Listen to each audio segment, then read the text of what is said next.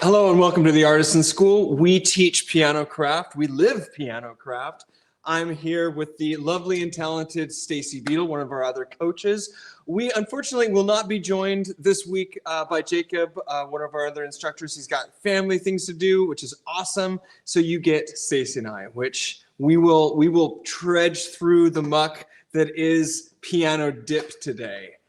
And I was thinking about this. I'm like, I feel like I want to go back in time to like what the core, really foundational things of regulation are and things that get glanced over. And honestly, we did this live in-person retreat, and it's kind of an eye-opening thing when you actually have to really flush out key dip and what it is and what it needs to be versus what maybe you're doing. And so I'd like to take this time to shed a little bit of light on what I've learned over the last few years I've been a technician, and kind of just say, here's what I've learned, and here's some of the processes and why it's so important. But I thought this would be a cool class.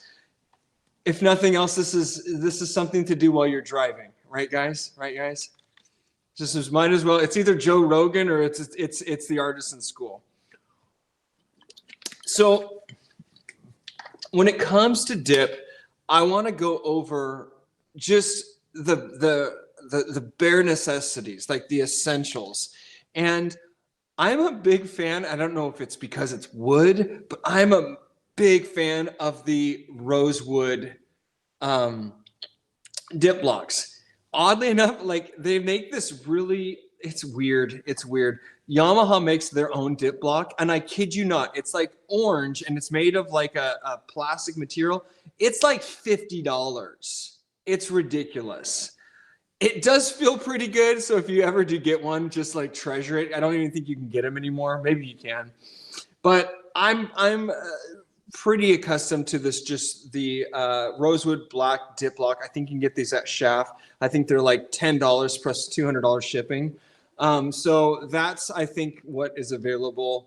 I think they're through Shaft. I always double check it though. We want it to be roughly 10 millimeters, approximately as close to as we can. So I usually dial calipers or a micrometer to just see where we're at, and I will sand it down if it's not exactly 10.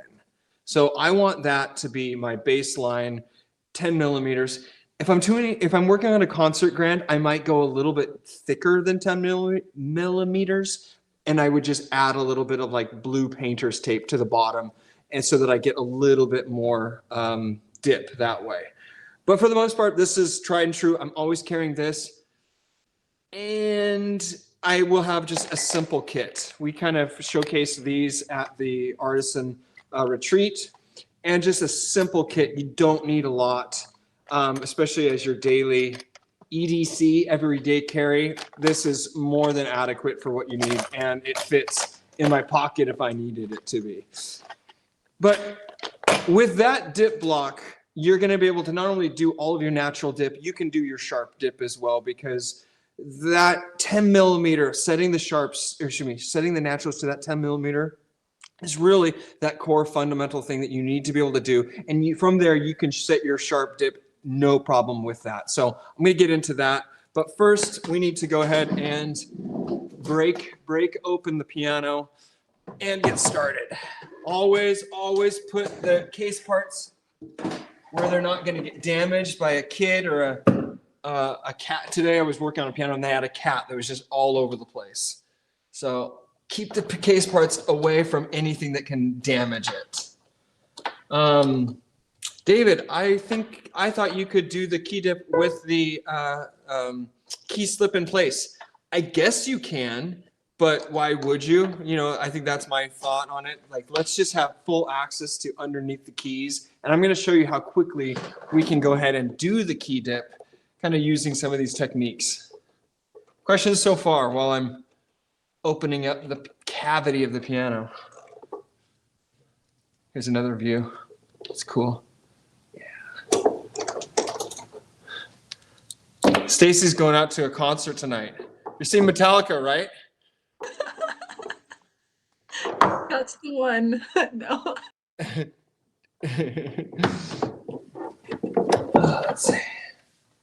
So I like to go. That's a cool angle. That's a good angle. I'm telling you, good angle. Good angle. It's all about the angles, right? So I like to go ahead and obviously we need to have our key upstop rail removed. I could have done this off camera, but you guys get to see how the sausage is made. And this is how the sausage is made. So removing this key upstop rail is a must. Let's just imagine though that I've already done a sweet key level. And so all my sharps, all my naturals are just leveled to perfection. They're just perfect, straight arrow. And so we're able to go ahead and do our key dip.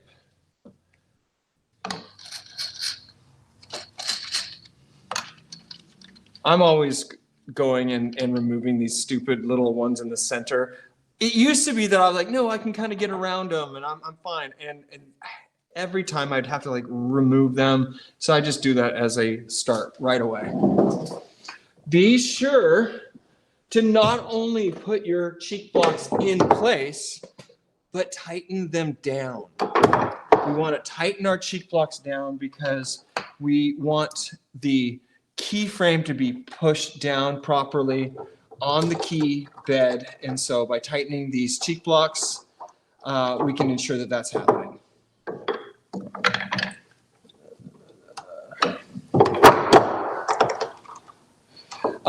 This process of key dip for me doesn't take nearly as long as the process of doing a good key level. Again, especially with the grand, the nice thing is I don't have to remove the stack like I would with key level. With key dip, I'm just going and coming from this front end, and I'm doing my dip one key at a time, and we're good. I usually start in the bass section and work from left to right. Victor, you're left-handed, right? Do you start with the left to right, or do you go right to left? Left to right. Yeah, I don't know why. It feels more natural. Now, I was kind of mowing this over because there's a couple ways of thinking about this. Now, I personally, in doing my dip, like to not only press down but push my dip block to the very end to hit the sharps. I like doing that because I can quickly ensure that I'm hitting the same spot every time. Now, what this does, however, is it gives me a little bit different dip than if I were just here at the front. Now, I thought about this. And so there's that way of doing it, which I'm pressing down the note. I'm doing kind of a medium blow. Whoa, wow, that's nice. And there's that way of kind of measuring. Now, the other way of measuring is to simply either do a blow like this or to even just go to let off and just lightly press it down. I'm going to let off, boop, and going very lightly. Now, for just a test, I'm going to go ahead and just do that very light, just go to let off, and again, just barely touching it. I'm going to go ahead and set that dip really quick just to see what that is and compare it to the way that I typically do it. Again, I don't normally go to the let off and just bump it down. I usually am striking the note and pushing it towards the sharps. So I'm just going to go, again, doing this technique, you're really not putting any pressure on it when you're going through let off. You're just letting it go through the steps of let off. And there it is. It's like just barely right there. Okay? So it's level. I don't know. I haven't tested this yet. I don't know what it's going to be like compared to what I'm doing over here. Okay. Oddly enough, it's pretty close. It's pretty close. And so that's interesting. So if I go just straight from here, just barely touch let off, and I set it, and then I play it this way, where I'm actually striking the note, it's going to be pretty close. So all that to say is you kind of get to decide, and keep in mind, it is really important that we get roughly that 10 millimeter dip, but even more so than that, we want consistency. We want consistency from one note to the other, because the way that one of my mentors told me is like, if you think of like yourself going up and down stairs, that's the player as they're playing the piano, and they will be able to tell if there is just ever so bit of a difference, just like we would be able to as we're going up and down stairs that are uneven. Those that were at the retreat, sorry, this is just a plug for a retreat, I guess. Those that were at the retreat got to go and climb these stairs, and some of them are a little funky, a little bit lower than the other, and it throws you off. The same thing can be said here as we're doing our dip. We want to ensure that we're doing the same thing every time, that we're very consistent. And again, that is just the most important part of it, is making sure that you have that consistency. Questions so far before I kind of go through that? Well, you'll probably cover it, but the pressure that you push on the block, I think you mentioned something that when you first started, you were pressing too hard, the amount of pressure that you use to get the dip.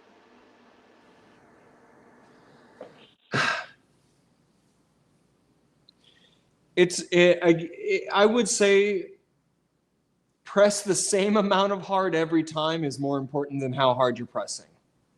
It's not as important how hard you're pressing, because if you go a light blow,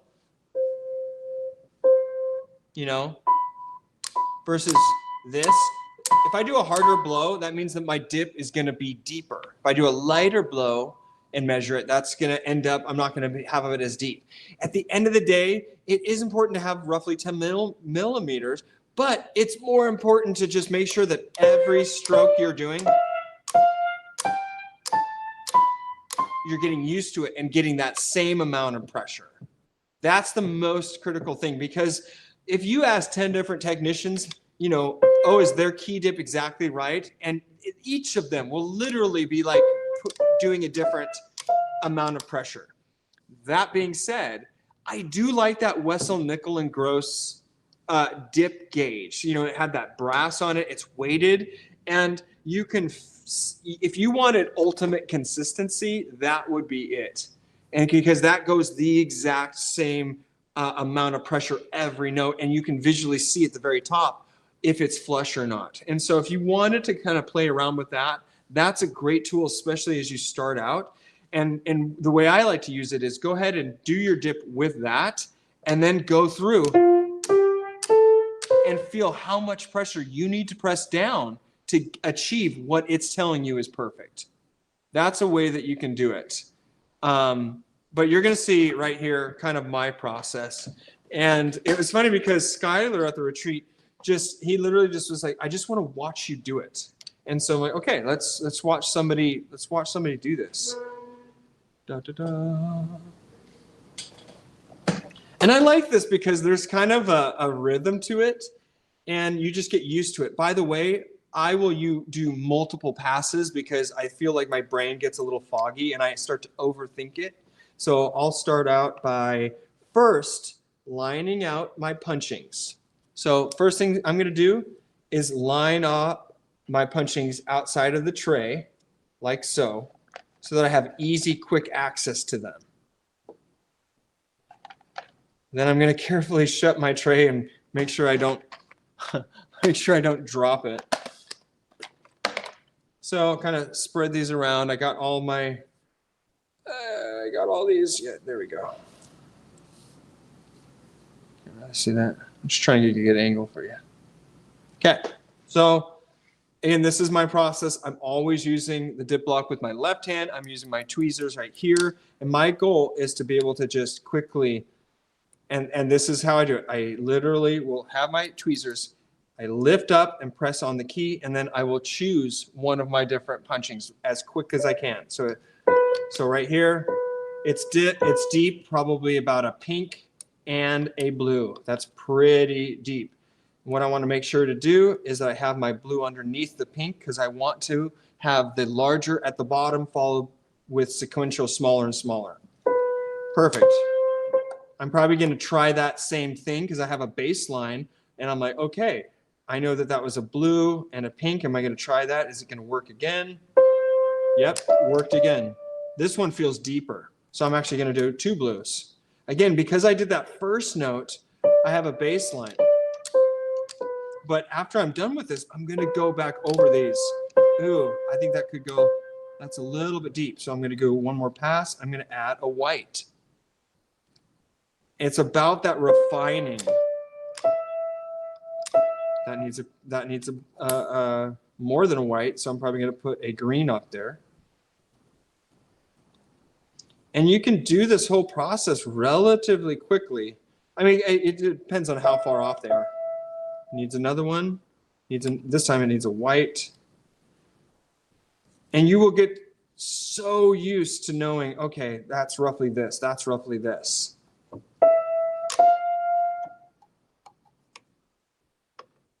Does this make sense? Does the rhythm, is this similar to what you all do with your pattern? Or is there a different trick that you have? I like how you keep your left hand never moves from the key. That's like right. Save motion. You know, you don't want to make any more movement than you have to.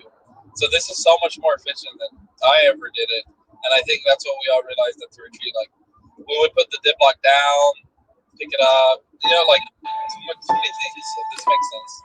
Yeah. I guess I didn't even realize it until you just said that, Victor, that yeah, you're right. I literally always am holding this right here. And all the movement is in this hand. This hand's working overtime. This one's taking a break.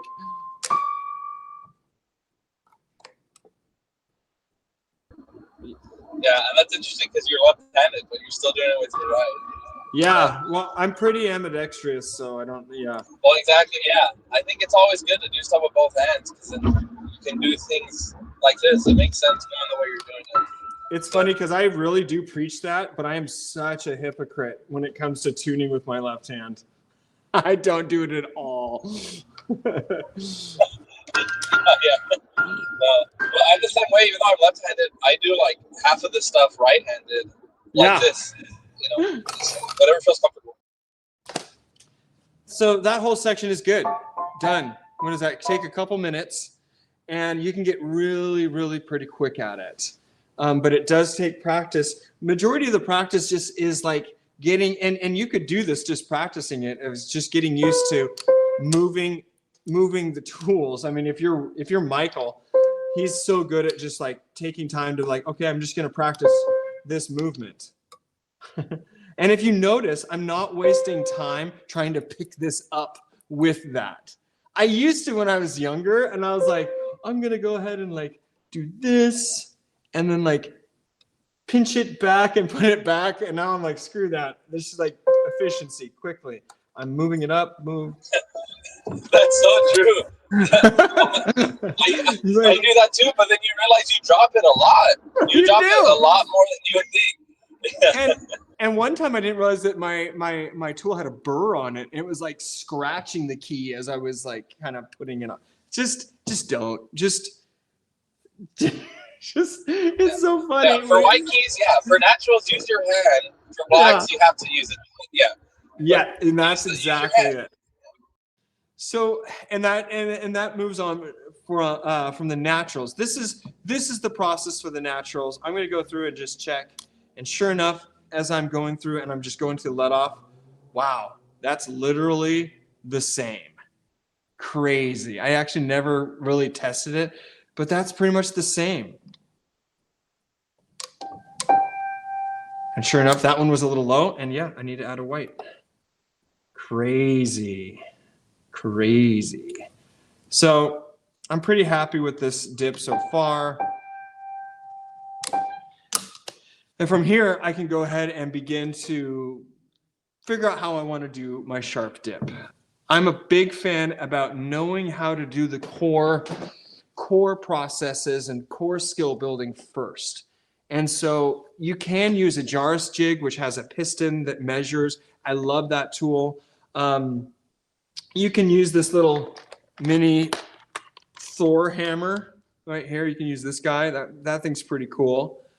But before you decide to explore those things, let's make sure that the core, the baseline skill of setting the natural key dip is set. And this is one that I think people overthink. It's not that hard. You just have to kind of be patient with yourself and give yourself enough time to do it. And that is measuring either by touch or by sight. And you can do either in either the grand or the upright piano, and I'll go over those. But before I move on, questions about the natural dip. Robert, did that help answer your question? Oh, yes, that did. That did. Yeah. Question, David, about the. I asked Jake this the other day, but I guess it'll be good for this video since this is what it's about. Where do you measure your dip block with calipers? Because it tapers. So, what end are you measuring from? I'm curious what Jake said. I actually measure it from the very tallest point. Yes, he said the same thing. The thick end. Yeah. The thickest end. Yes. Stacy, send Jake $5. Yeah, that's where I measure it to. And again, the nice thing is, and I think we showed this at the event, is you can actually block it up with blue painter's tape. If you want more, just put a half a dozen strips on it, and it bounces. It makes it a lot thicker. Again, with the majority of the pianos, I am using a standard 10 millimeter dip. If you were to ever go to like a piano retailer and just take your dip block and go and see what their different pianos are set at, you'd be surprised that the vast majority of them are between 10 and 11, roughly 10 and 11 millimeters. And so that's just kind of the norm. Now, I feel like a lot of people get key dip wrong in the sharps because they didn't set the sharp height high enough. And so I see this a lot with old uprights where there's a lot of wear on the sharps, and maybe they're not as tall as they maybe should be, but we really want those to be 12 millimeters above the naturals. And that needs to be set in stone. We need the sharp height to be above the naturals by a good 12 millimeters. Another rule of thumb that like my mentor would tell me is we want right where the sharp, let's call it the ebony, meets the rest of the sharp stick. So obviously we have these are two parts. Your sharp, you have the main key stick, and then another additional piece of wood or plastic in some cases glued to the top. And we want to make sure, visually that we are right kind of in line at the height with that seam. That's another way that people can kind of look at it to see if we're in the ballpark. Because if it's below that, it's usually going to be an indicator that we're not going to get enough dip. If it's quite a bit above that, usually that's unsightly and aesthetically looks off to be able to see that crease or that joint. So that's another way of kind of thinking about it. For me, I've always used the feel test. And the feel test is simple in theory, but it takes a little bit to kind of put it into practice. And that for me is my middle finger, I'm always hitting the sharp, and then my pointer finger, I'm playing the natural. Let me get a better angle. A second. Actually, let's just do this. Let's do this C right here. Boy, it almost looks reversed. Is the C on the, I guess that's weird. So is it reversed for you? No, it's good. Oh, it's reversed for me. That's weird. Okay, so let's go just look at these. This one, that's easy to see. So we have our sharp and our natural. We've already set the natural dip. So it is set. It moves down exactly 10 millimeters, and we're consistent. It looks good. It feels good. We're there. So what we're going to do now is make it so that our sharp is going down that same amount. And the theory behind this is that when you press them both down, they will move the same amount. And so the way you need to measure that is feel both the sharp and the natural at the back of the key and feel it, what it feels like at rest and then pressed. And so typically, at least it feels like the case for me, is that majority of the time, the sharp at the back end of the key is up a little bit above the natural. There just always seems to be a little bit more of the sharp on the key above the natural. And so I can feel that with my finger. It's very subtle, but I can feel, oh, it's a little higher. So then I'll go ahead and press the notes down and, oh no, it's not higher anymore. It's lower than the natural. That will tell me that I need to remove punchings to get more dip. And that way, that would make the back end of the key go a little bit further. I'm gonna go grab a light really quick, but let me know, does that make sense in theory?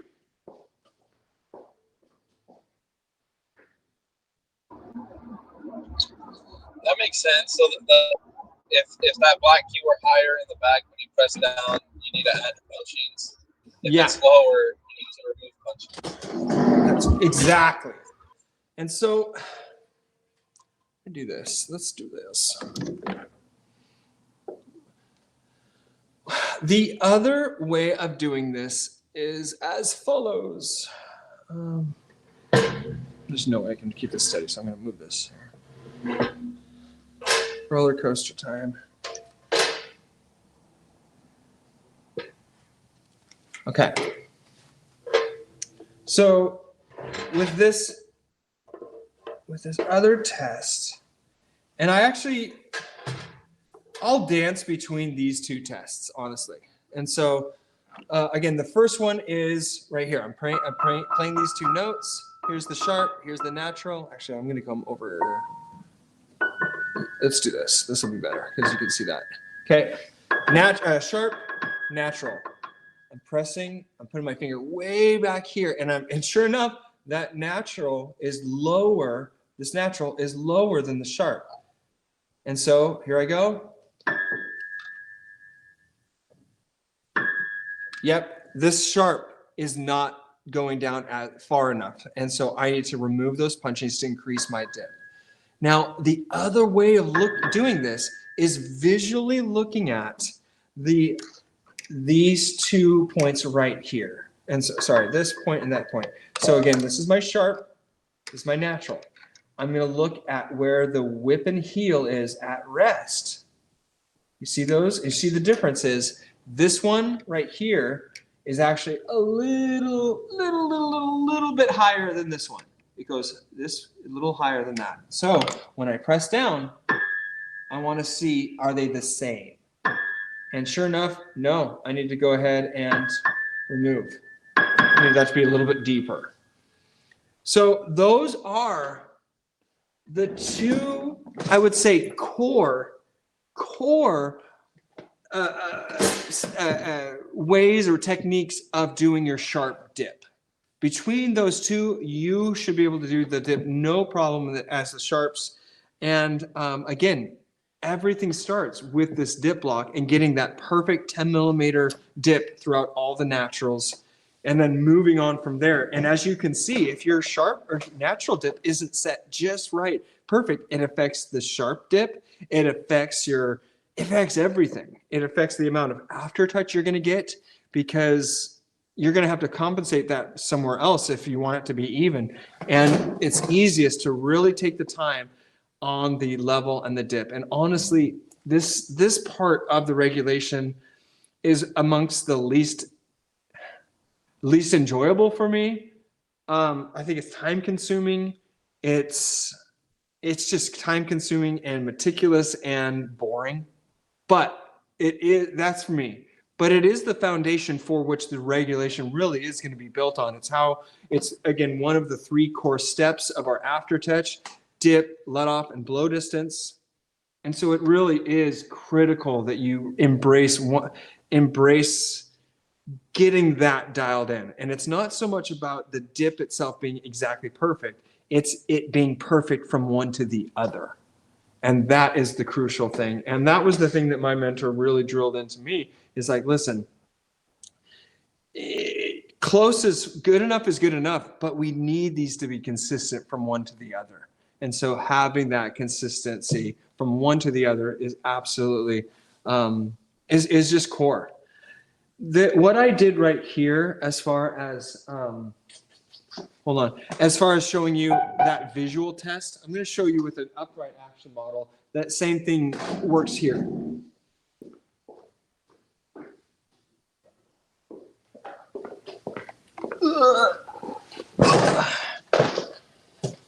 Let's see here. So just like buckle up.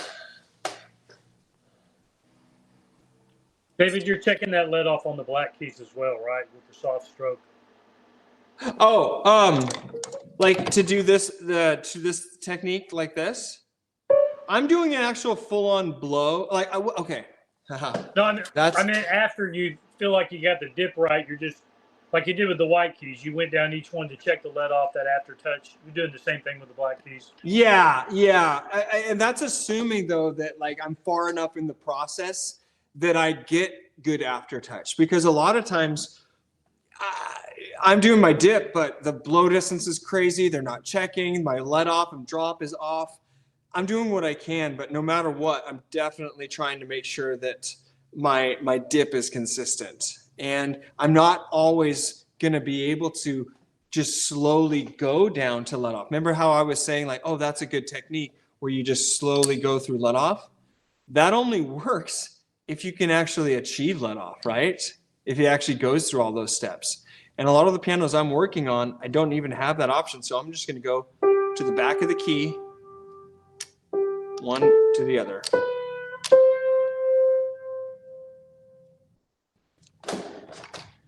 I was mentioning that, the visual cue of looking at the whip and heels as your reference at rest versus press down, the same thing can be applied right here. And so again, looking at these whip and heels, again, this is an upright piano now, but they do have these whip and heels, and I want to see that at rest versus press down.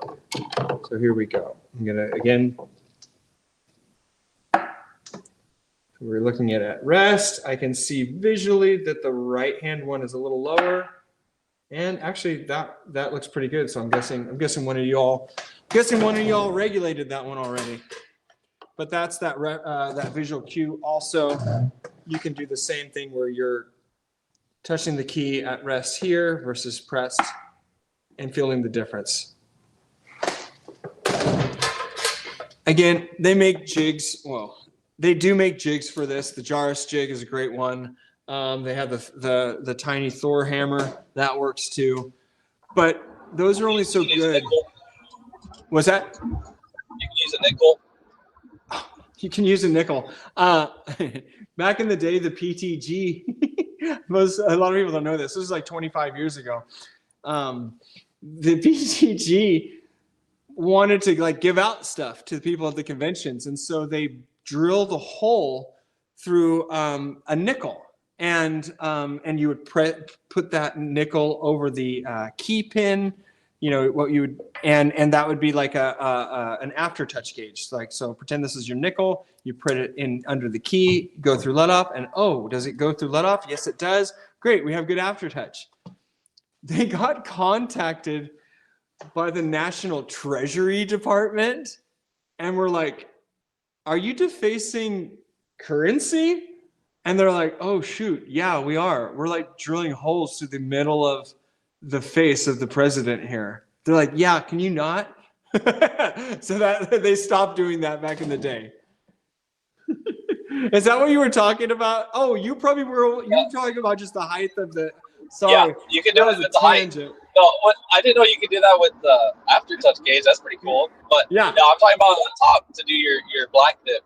That is a good point. So yeah, what Victor's saying, and that's sorry to go on. Sorry, PTG, but not sorry. You guys did it, and that was kind of funny. But what he's talking about is that as you go down, just the height of that should roughly be at that 2 millimeters. That'll be about the size of a nickel. Yeah, it's like a dip block for black keys. You're doing the same thing you would as the white. Mm-hmm. That's a good. Yeah, that's a good one. No, totally. Sorry, that just whenever I hear that nickel trick, whenever I hear nickel, I think of that. That it was a big deal at the time. It was pretty funny.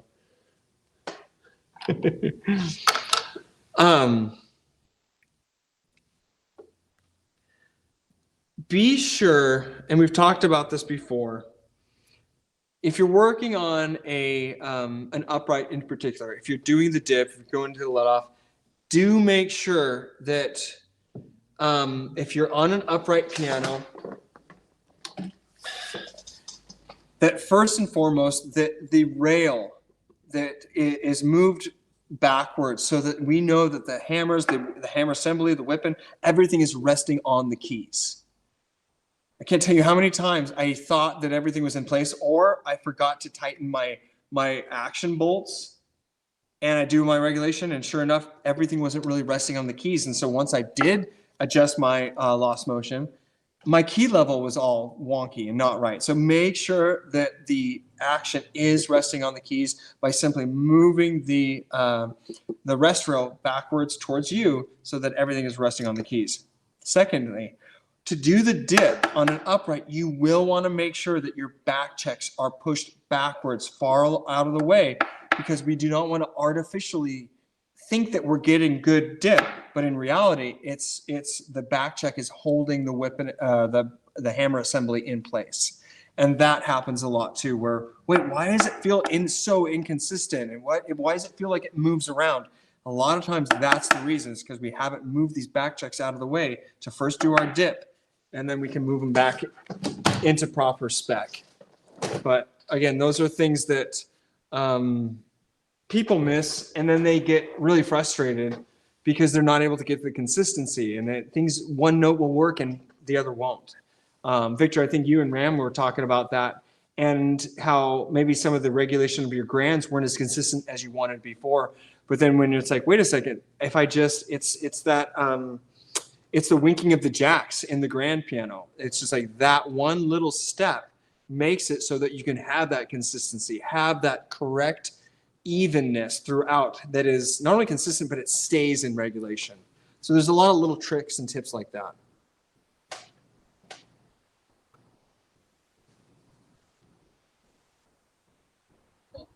Oh, David, how often are you running into the problem of, like, say there's something like that, like this feels weird, you're not getting, like it's hard to measure the dip because that key's getting stuck on the balance rail pin. How often are you running into that?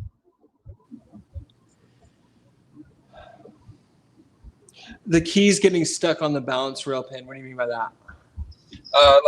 You were saying that they have that the balance on the key in the balance rail hole. It has a floor, and you need to remount the floor.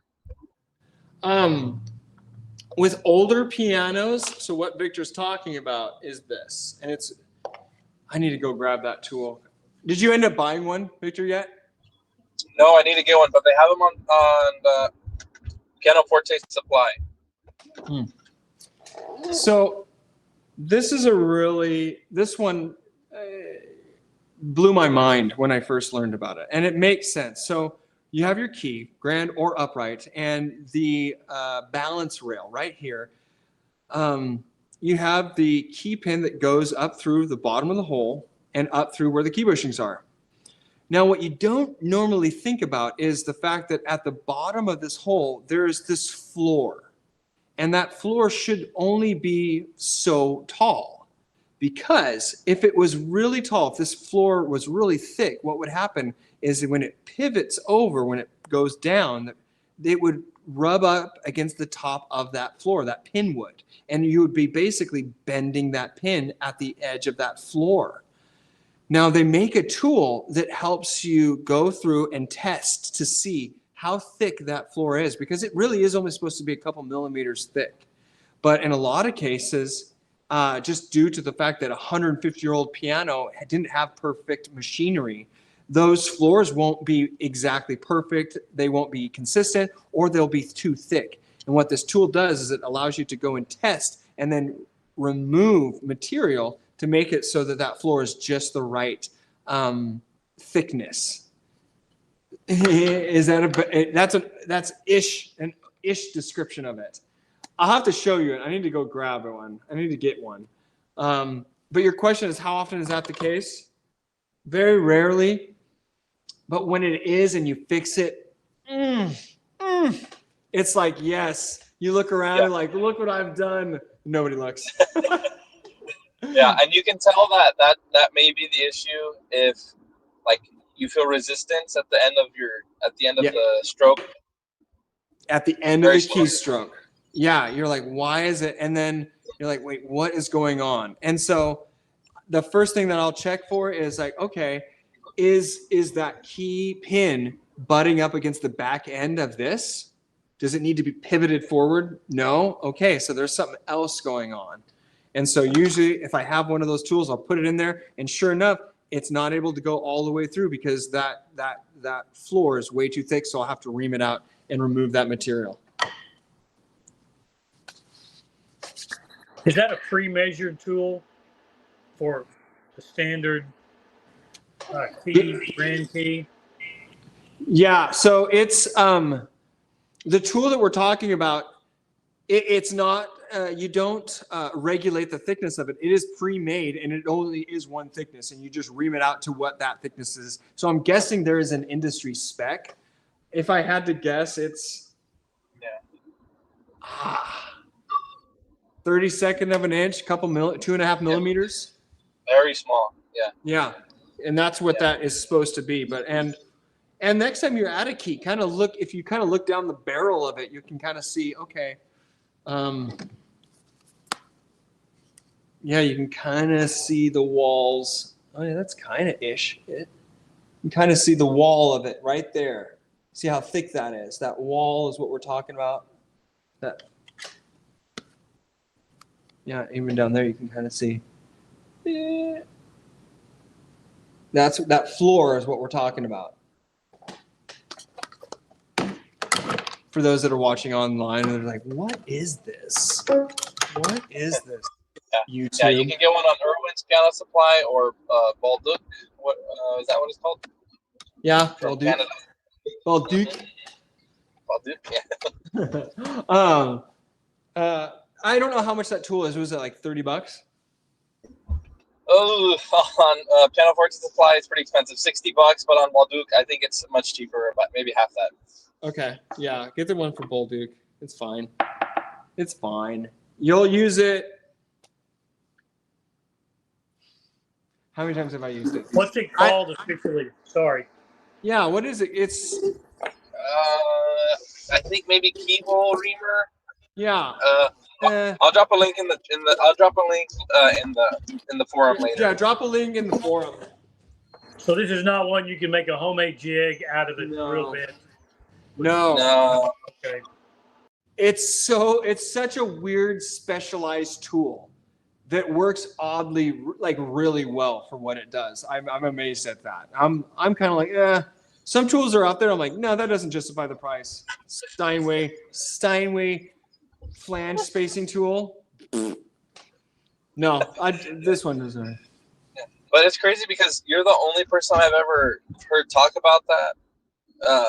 But it seems like, again, it might not be that common, but it seems like there's really no other way around it but that one tool. Like, yep, exactly. Nobody talks about it.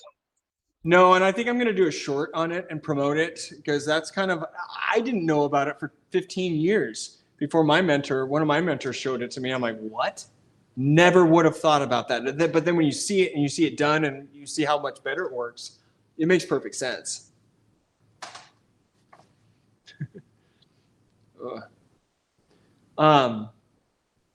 Yeah, the key dip aspect of the piano regulation process is not my favorite, but it is so critical. And I'm always amazed when I work with a really high-end player, how much they'll notice just a little bit. And we're talking like they'll notice a white punching. Those are the like so small.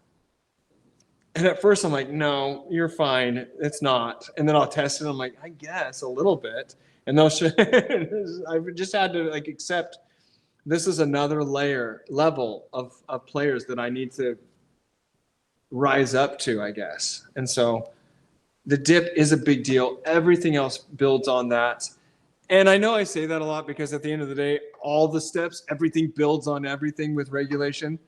And that's kind of one of the beautiful things about it, but also it kind of is not fun, because whatever you do affects the other. When I was getting started on it, I loved the idea, the romance behind the idea behind the work. And then at 15, I was doing it. And after about 6 months, I'm like, what am I doing? This is ridiculous. This is so hard. Why can't I just go and flip burgers? You know, I mean, it was just like I was 15 years old, and it was just like so hard, because it was so frustrating, because every adjustment I made messed up something else. And tuning is the same way, right? You know, aural tuning, and it's like, okay. But if you get over that, if you pursue this and you just work past it, this is pretty cool. I've never met a technician that's like, I really wish I would have done X. I meet so many people in my line of work that just on their day jobs, I hear all the time, I really wish I would have been a dog walker. I wish I would have been an architect. I wish I would have done this or that. Never met a technician that said, geez, I really wish I wouldn't have become a technician, because they stuck it out and they got where they needed to be and they excelled. But it does take time, and it is very frustrating at times. Yeah, that is so true. I've never heard anybody say that. Like, nobody complains about piano work. No. I guess the only downside, like what you're saying, is like you guys have patience, or you're going to learn how to be patient. Yeah. And maybe the only other thing is sometimes it does get lonely, because a lot of the work you have to do alone. Like tuning, you can't. Yeah. I've heard I'm lonely, or it doesn't really. A lot of people haven't figured out how to make it profitable. You know, they haven't been able to get either the customers or to figure out their business, and so there's frustration there, and I can see that. I mean, that would be the case. That would be the case with most jobs, right? You know, there's, yeah. So, key tip: do it, work on it, get better at it, and get more consistent. And that's the thing: is be as consistent as you can, so that one to the next is there. And if your dip is a little bit deep, a little bit shallow, that pales in comparison to the effect it's going to have, as long as it's consistent. That's the core of it. Yeah. Now, I think I figure out how to use the Mjolnir, the Thor hammer.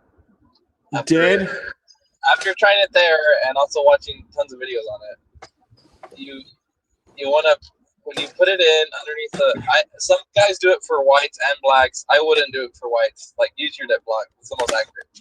But for the sharps, you're putting it in, and the amount of pressure you're pushing down, I've been thinking about it.